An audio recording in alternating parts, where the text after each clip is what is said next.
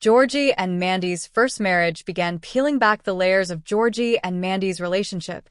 It stopped feeling like a simple prequel romance and started feeling like a slow-motion explanation of an inevitable ending. From the outside, their marriage looks stable enough. There's love. There's effort. There's shared responsibility. But if you pay attention to the emotional undercurrents, you can see the fractures forming long before anyone says the word divorce. The truth is, the writing has quietly been building toward this outcome ever since their relationship was forced into fast-forward during Young Sheldon. Their romance didn't unfold naturally over time. It accelerated because of circumstance. An unexpected pregnancy pushed two people at very different stages of emotional development into adult roles they weren't fully prepared for. That kind of pressure can create unity in the short term, but it doesn't automatically create long-term compatibility. When you look at how Georgie evolves, you see someone who equates responsibility with success. He works harder. He wants to provide. He wants to prove that he can step up. And in many ways, he does.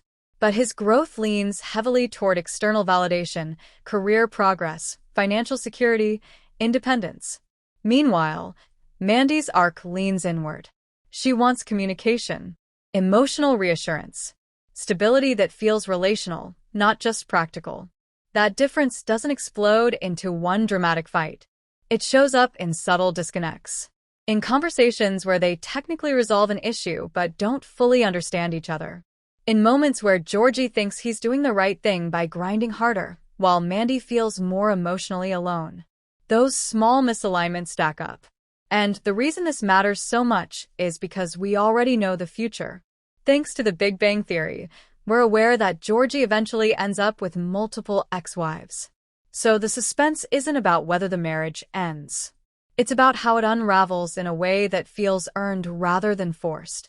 Season by season, the show seems less interested in creating a shocking betrayal and more interested in exploring emotional drift. When two people marry young, especially under pressure, they're often still becoming who they are. Growth is inevitable. The question is whether that growth happens together or apart.